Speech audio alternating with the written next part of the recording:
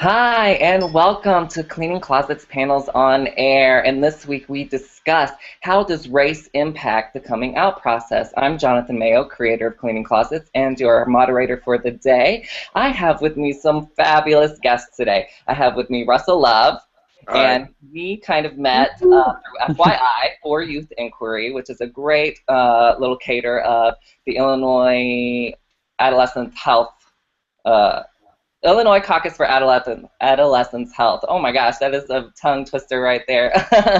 But Russell, I know you've also worked for organizations like the Center on Halstead and the Boys and Girls Club. But I would love for you to just tell me a little bit about For Youth Inquiry and tell our audience what that's about. Wait, For Youth Inquiry, what is that all about? Oh yeah, we are a theater collective that devises participatory plays with young people about sex, sexual health, sexual violence, and reproductive justice, and we tour them in schools. So the plays aren't like your regular plays. We actually invite the students to participate in the play. So like they're just as much as a part of the play as like the four characters that they are watching. Um, we've got two plays, Project Us. Project Us explores sexual health, so like what messages you're getting about sex, what messages you want to be getting about sex, and like how to respond to those. And Can I Hit It, which is our play about sexual violence. Same like setup, four characters. They go into a school, they each have their problems, and then the students help them figure those out. And then we have a couple other plays that we're still developing this year, but yeah, that's about I it. love it. I love watching it grow too. And then Freddie, if you'll Yes. recall, was in our conversation last week, and he returns this week. Freddie Ramos, thank you. And your sister is actually an FYI, and hmm you are in theater as well. You're a playwright. Do you want to tell us Yes. a little bit about some of the projects you have going on right now? Yes, sure. So right now I'm working on a play that's actually kind of several plays in one. It follows a dinosaur egg that travels through time and interacts with people at different stages of history. And so it's this play about what does it mean to leave a legacy? What does it mean to have an impact on this planet in the brief time that we're here? And then another project that I've just started is a play that's kind of like a behind-the-scenes drama at a porn studio that looks at um, beauty and how it's racialized. Um, that looks at what beauty is in the LGBT, particularly gay community today, and then also kind of what it means to be an actor. Because in a weird way, porn stars are actors, and actors are almost treated in some ways similar to porn stars. At least that's the way I see it. So it's an interesting project that I've started on. Oh, that does sound interesting, and I love how it kind of ties into our conversation today a little bit Yeah, too. definitely. So before we move on, Freddie, can you tell us what your preferred gender pronoun is? Yes, he, him, his. Okay, and then what race and ethnicity, how do you identify? I identify as Latino, Puerto Rican descent. I guess race, I would say white, although I don't know. Every time that comes up on the census, it's like but I feel Latino. Like I wish that was still like a box, but it's not anymore. Um, so yeah, that's what I would say. Puerto Rican. Okay, great. And then Russell, what about you? What is your preferred gender pronoun and what race do you identify with? Cool. I go by he, him, his, and I'm African American, and my race, I'm black. Okay, yeah. So then let's talk a little bit about then what is the difference between ethnicity and race? Can either one of you talk to me about that? What the difference between race and ethnicity? Do you all have any? Oh yeah, sure. Sure, either one, sure. Yeah. To my understanding, ethnic eth- ethnicity would be like where you're from. So I'm I'm African American. My descendants were slaves in America, and they were from Africa. And your race is or your ethnicity. I'm pretty sure. Race, right, race. Sorry, yeah. So I said ethnicity. So your race is like the color that you identify back by. Right. So I'm black. My skin's brown, but society doesn't see it that way. And yeah. And it's interesting you say that. It's the way society sees you. I think race is kind of more what the rest of the world puts on you rather than what you put on yourself. And so I kind of have a feeling, Freddie, that's why you kind of say, race, I might be white, but of descent, I'm Puerto Rican. Yeah. Yeah, definitely. Like I'm just thinking like people are like, oh, when I tell them that I'm of Puerto Rican descent, they're like, oh, I thought you were Italian. Like your name Wilfredo sounds like Alfredo, like pasta sauce. Like if you hadn't told me, I would have thought you were Italian, and that's mostly because of, my skin color, I think. But I don't know. It's very weird because it does impact who you are, and like I know growing up in my family, my extended family, like the the culture, the customs there, I knew it was different from what a lot of my friends were experiencing. But then I would hang out with my friends, and they wouldn't know that, I wouldn't expect them to, but it is hard for anybody, I guess, to identify in a certain way and then have society look at you and say, oh no, you're not that, you're this, because we decided that this is what this category is. And I think that's probably a journey that everybody has to go through in some capacity somehow. Yeah, totally. I mean, and for me, obviously, like, I'm white, I have white descendancy, and I'm like, my dad is British, so literally, I'm from the mother country of white people. Okay, so it's definitely, but I do understand what you're talking about with the customs and stuff, because I grew up in redneck Kentucky, which is way different customs than what my dad was brought up with and what he was teaching us. So it's still very interesting. And so great. So then let's talk about, how does all of this impact the coming out process? I mean, do either of you think that there are certain races or ethnicities that have it harder than others to come out? I don't I don't know that, like, I think it's hard to compare any type of like struggle, any type of oppression, because they're all different in different ways. And like I know for me, the Catholic Church is a big thing, just in not for my parents, but just in like the scope of our family.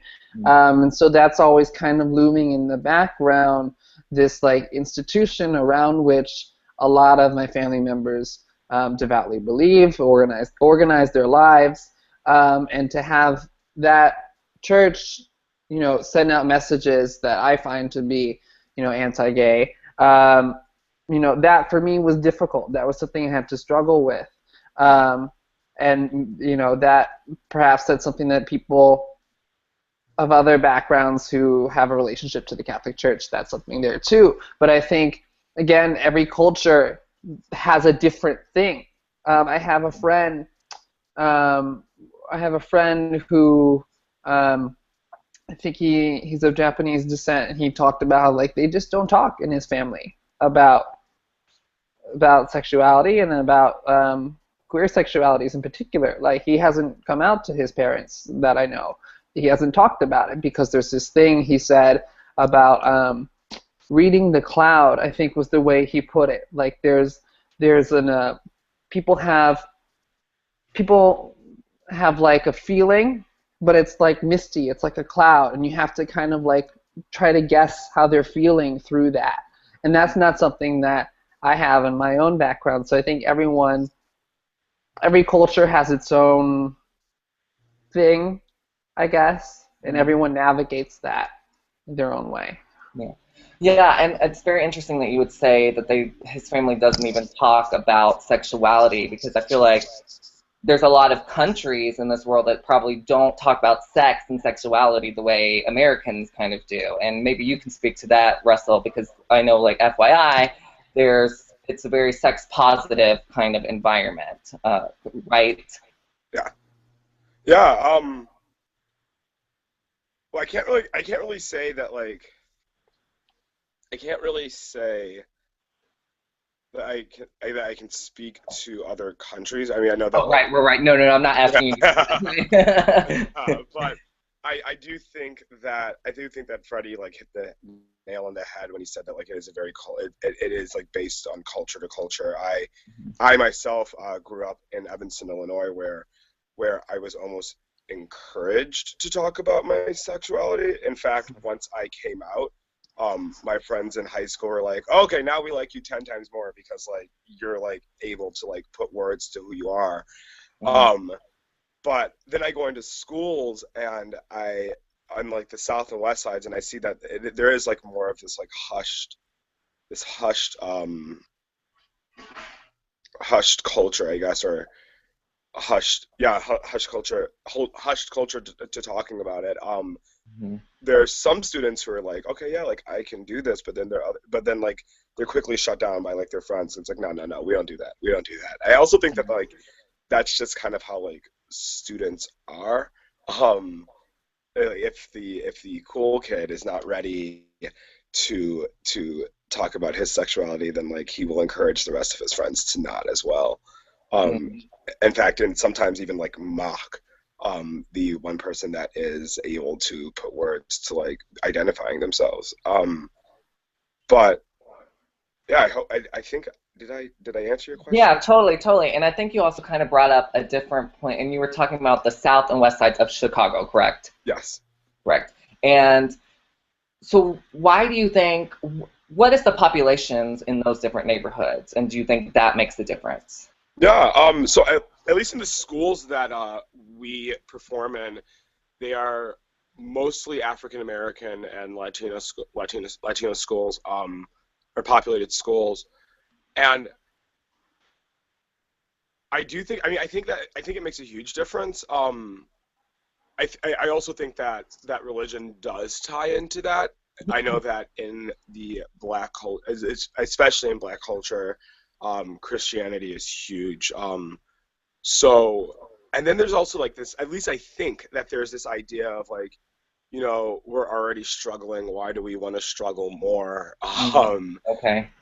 So, but yeah, yeah, definitely. I think that there's one this, like, this need to survive, and two, these morals and values that have been instilled in us from, like, a very young age in the church. Yeah.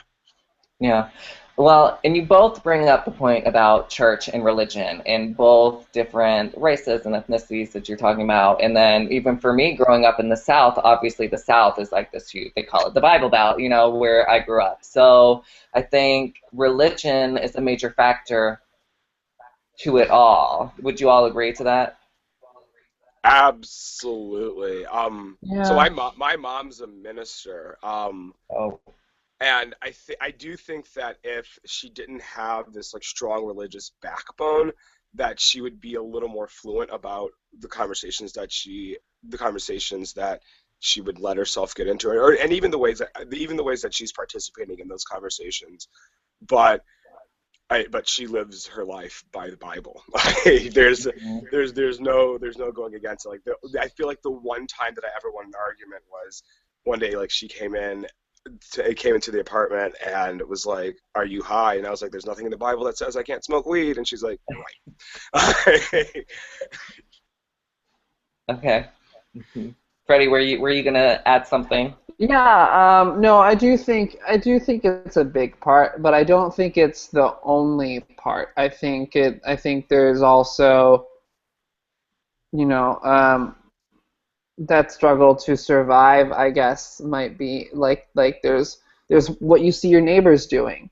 Um, my mother would says about my grandmother, that sometimes grandmother was very conscious, and my grandfather too, about what the neighbors were doing, and so they would like they wouldn't let their daughters do certain things that they might let their sons do because of what the neighbors might think.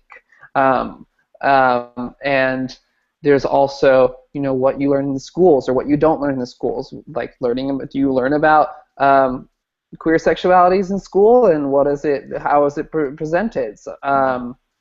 Is it presented as something that's dangerous? Is it presented as something that's an option? Things that you see on TV, that's changing for the better in the last decade or so. I think there's been a lot of media out there that's very affirming of LGBT people that's come out, and a lot of people have come out, and that's created, I think, the change we've seen over the last decade. But then we still see, this is what my play is going to try to tackle a little bit, we still see images of the Abercrombie and Fitch model, just to pick an example. Mm-hmm. And I think there's been like pictures of like a line of 10 men or something. All of them are fair skinned, all of them have six-pack abs, and there are lots of people who don't fit into that, but then that's held up as an ideal. How do you negotiate that? So I think that definitely the church is not like there's one church, but like I think people's faith definitely is a big element, but I think that there are so many streams that all kind of flow into the lake of who you are, I guess. That it's I don't know, you have to look at them all in some ways. Okay. Well, and you kind of mentioned about how is it perceived and what other people think about sexuality and things like that. I mean, do you think that every culture has a negative connotation towards the LGBTQ community, or do you think that some people actually revere it? I mean, in some Native American cultures, there's the two-spirit, which we would kind of equate to transgender. So, I mean, and they kind of revere that as something higher. So, I mean, it's very interesting you said that. I think it's all dependent on how we view it. And I think, I didn't know that. I think that's great. But that's also something that's passed down. You have people, you have neighbors, you have a culture that's saying, this is something that, hold this up. This is great. That's something that I think in the United States we're trying to do now. We're trying to say, hey, it's okay if you're gay, if you're lesbian, if you don't want to identify, if you're transgender, whatever it is. That's now something that we're passing down too. But I do think that the values are learned somewhere. Mm-hmm. So it's a question of what values do you want to be teaching, and that's probably a fight we're going to have for eternity. But yeah. Mm-hmm. Mm-hmm. It's really interesting that you said, Freddie, that you brought up like the Abercrombie model. Because I feel like there are prejudices even in the LGBT community. Oh yes.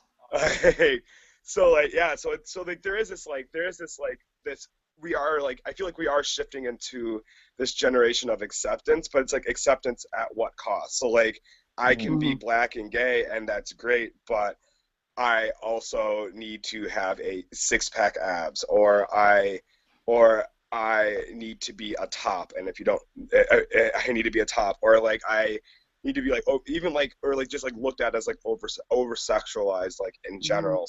So I definitely feel that.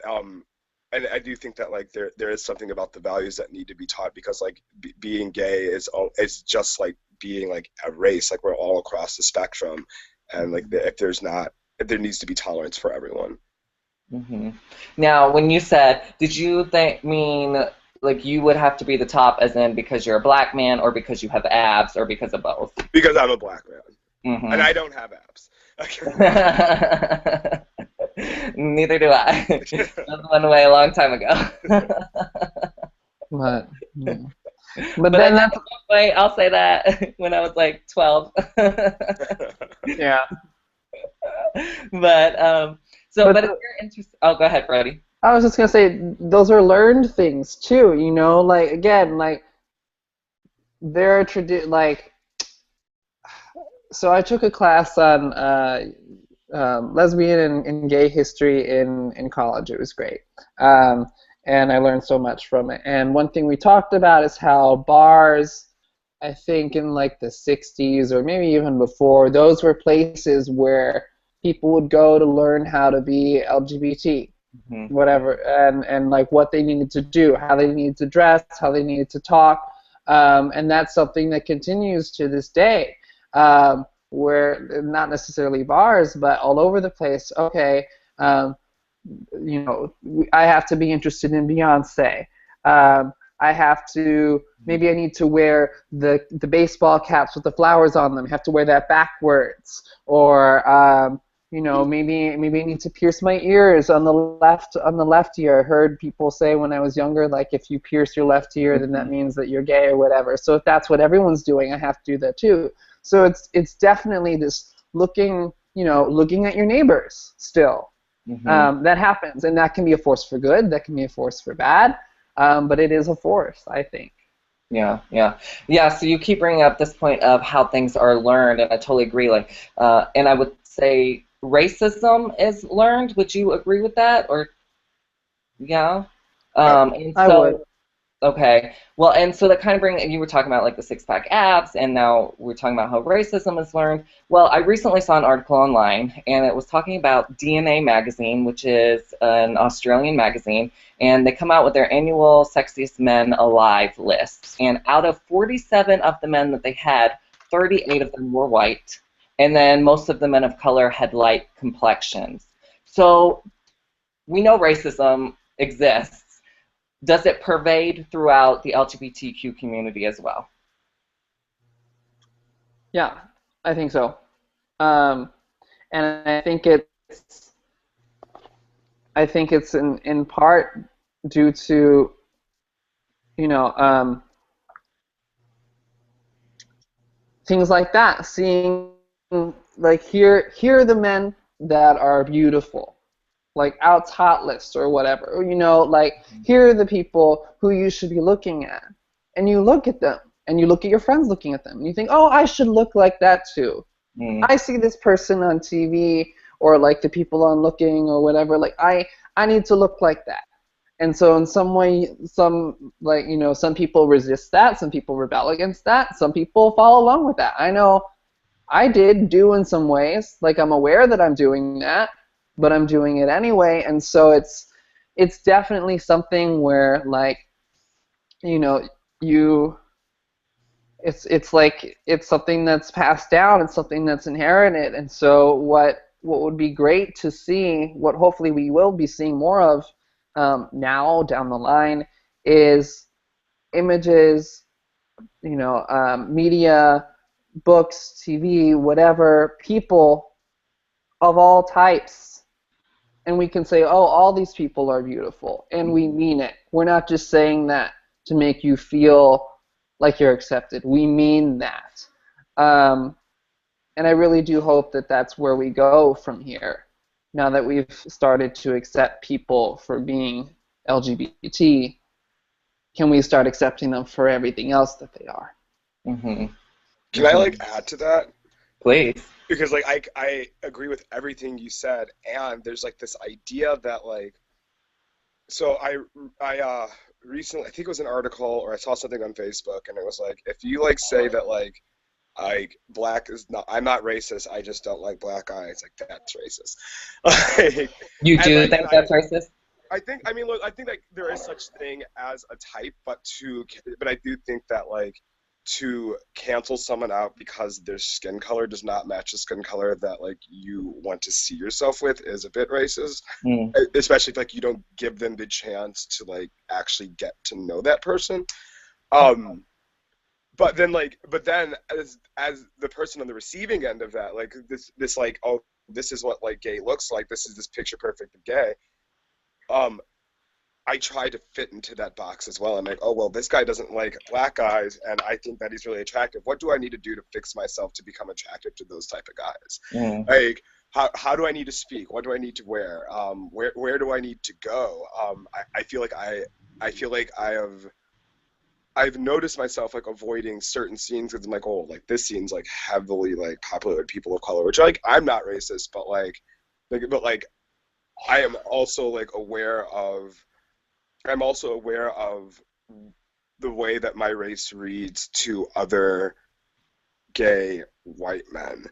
So, and I know that there's like a group of there are groups of like queer white men that are a lot more tolerant, but I work in Boys Town and I frequent Boys Town, and the guys that I'm around aren't the tolerant ones. They're the ones that are like, oh wait, you're not wearing this, then like why are you out here? Or like your pants are a little too big, like what are you doing? Like we don't dress like that.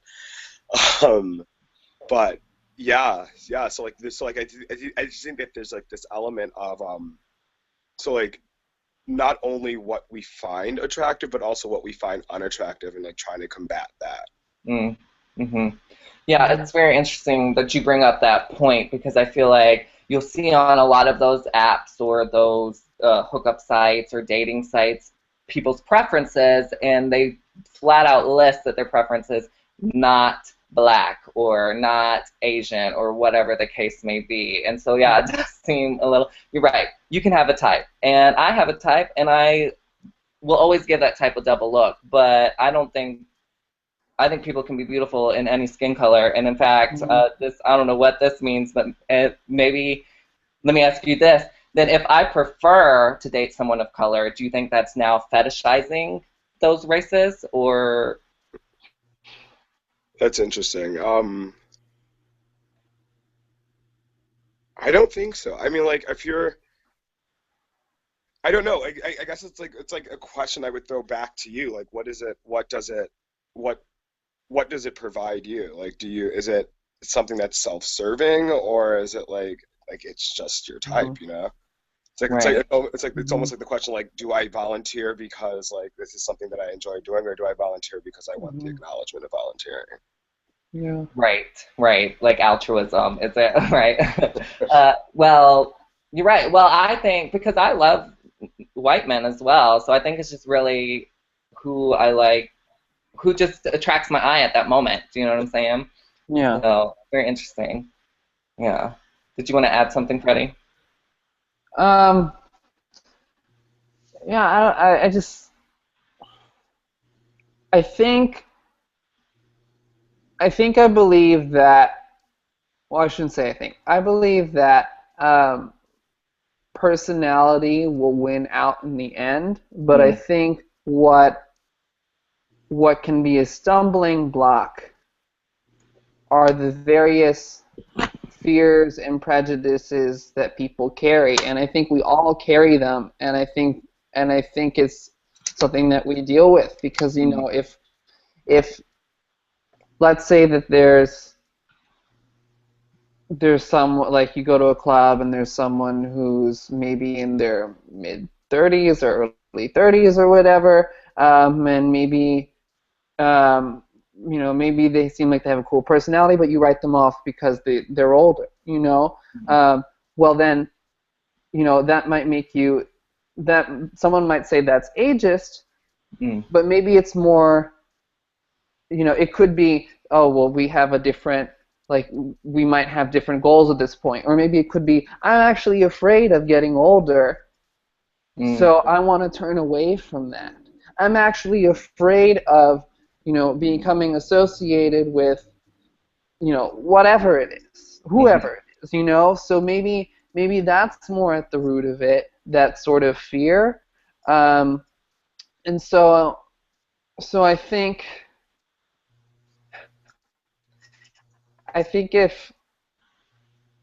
if like everybody individually can kind of like try to push past those fears that they have, you know, to to go to that personality, to value the personality before the other things, before thinking, oh, well, I'm going to be seen with, I'm going to be seen with people who other people wouldn't want me to be seen with, or I have to, wear that hat backwards, whatever. Mm-hmm. To not do that, to be brave enough not to do that. If everybody did that, it'd be a different world. Right, right. Yeah, we kind of talk, it's almost like that guilty by association kind of idea. And I find it really interesting because I found this speech, this little blurb from a speech from Black Panther's founder, Huey Newton. And he, back in 1970, he was actually speaking out on how the Black community should actually work together with women and homosexuals, and how we have the same struggle. It was very interesting to see that, especially in 1970, and with such a radical group, that they were like, no, he said, whatever your personal opinions and your insecurities about homosexuality and the various liberation movements among homosexuals and women, and I speak of the homosexuals and women as oppressed groups, we should try to unite with them in a revolutionary fashion. So I just thought that was so interesting and wanted to share that. But what do you all do to strengthen your race within the LGBT community? What ways do you all advocate for your race? I think something I try to do is, in my writing, writing roles so that way anyone can play them, whatever their background is, or writing roles for people of color specifically, because there's not a bunch of them. Like this play that I'm working on about the porn studio, I imagine that having basically everyone in there being a person of color, just because that's not something that we see. So I think creating that media is one way. I think also, just associating yourself, being friends, dating people, whatever, from different backgrounds. Like a friend of mine posted on his Facebook page. He's writing an article for the Yale Daily News right now, and he posted a sentence, and it said, "I'm a part of the problem." That was because he's starting an opinion piece, and then he realized that he was a part of the problem, and he's trying to deal with that. And I know for me that's true. I am part of the problem sometimes. I have biases, and I have to work past them. And I think everyone,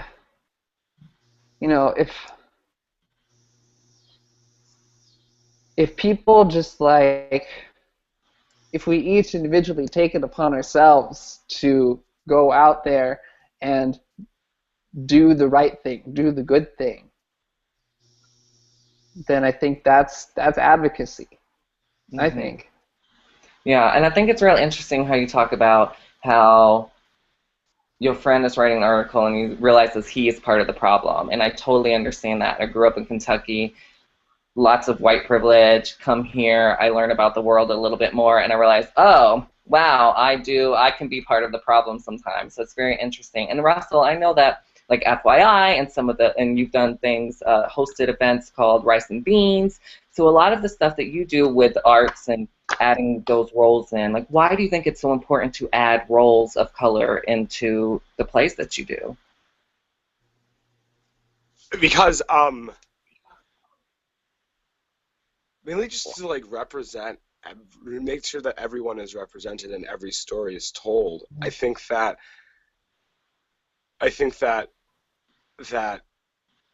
yes, I am a certain race, but I am also my authentic self, and that my experiences are not invalid because of my race.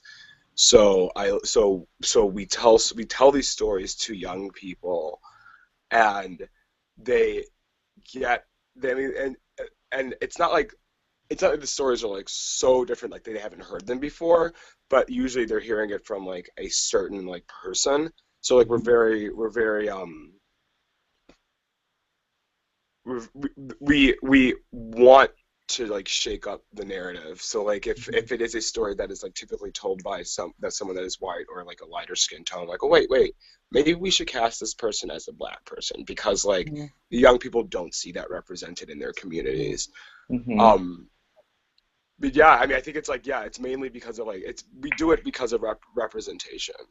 And to make sure that like that the world actually that our plays actually reflect the world that we live in. Yeah. Yeah, it's very interesting. I had a friend that asked another friend, like, why does your child have to have a black baby doll? I mean, why can't a white baby doll? And it's like, well, because my child is black and needs that representation of herself in the world. So it's very interesting. But I think that is advocacy, and I think you both do such a great job with doing that with the work that you're working on, and just raising those voices of color through art. And I think that art can be a tool to educate and help people. And can you talk maybe a little bit before we leave, Russell, about what Rice and Beans was? Yeah, so a friend and I sat at, hey, this is like my elevator speech kind of, it's not so elevatory, but a friend and I sat at a table one day and she was like, you know, I want to make something with you. And I was like, I want to make something with you too. And she's like, what do you want to do? And I'm like, I don't know. And we've been playing, and through FYI and also through like our own personal exploration, we've been playing with this idea of like, what does it mean to have fun in having tough conversations? I personally sat through a bunch of seminars and like, this is boring and it's not fun and I hate facilitation. Like even like in my own facility, even when I facilitate, like I try to like break the mold because I'm like, this is like, who wants to like sit down and listen to one person talk like, the whole time? And she was like, you know, I was like, you know, like I've been really into this like idea of like unfacilitated facilitation. So like, how do we have these conversations in like party settings? Like what does that look like? And she had the bright idea. It's like, oh my God, let's get together let's get together every Thursday and make rice and beans and like post conversation points up on the wall that people can engage in or not engage in because it's a party and we want to empower people's right to choice. So, and which I think is also like a big part of it. It's like, yeah, these conversations need to be had, but like if you're not ready or you're not there to have those conversations yet, then that's cool. Like, but our main goal is to community build and also just to like start the conversation in the home space because that is the place where like we get most of our practice having conversations. So so then we last year did a series of parties over rice and beans and drinks, and we hosted conversations about from like reproductive justice, the intersectionality of reproductive justice and racial justice. We would bring up things that was happening in the news, questions that like we had like ourselves. And we invited our friends over to her house, and we just got together and talked. It was really nice. And then the best part though about it is that as a group of artists, we're always looking to like make things, and this is like the perfect tool to just start that collaborative relationship with other people. So like we had this party, and then the Chicago Home Theater Festival contacted Icons, like, well, we want you to make a play. And we're like, oh my God, like we need to make a play about racial justice and reproductive justice. And a lot of the material that we used in that play came from those conversations at Rice and Beans. That's so cool. And I love, like you said, how you bring it into the home setting because, yes, that is where most of our conversations start, but it's also where a lot of things are learned and passed down, like you were saying earlier, Freddie. Yeah. Well, thank you all so much. This has been so informative, and so I love it. Thank you so much, Freddie and Russell. And then Russell, I believe you'll be joining us again in a couple weeks for the talk on health. Yes. Correct? Yes. Wonderful. Thank you both. Is there any final words you'd like to leave with our audience before we get out of here? Yeah. Be an advocate. Yeah, I was gonna say, in your daily life. Freddie was like in your daily life, in every action, you know. If you see it, say. You know how they on the CTA says, if you see something, say something. Mm-hmm. If you see something, say something. If you see something, do something. Honestly. Okay. And what were you saying, Russell? I was gonna say Freddie is so right. Like it's like just be brave. My friend and I have been living by this model. It's 2015. Like it's just time to it's time. This is the time to shake things up. So like step out of that box and do the thing that you're most afraid to do. Great. Well, I'd like to thank you both, Russell Love and Freddie Ramos, for joining us in our conversation on how does race impact the coming out process today. Join us next week for a special edition of the other side of the coming out process. So we'll be doing a special family special with my dad and my sister and talking about how the coming out process is from the other side of the closet door. So join us next week, and thank you, Freddie and Russell. Yeah.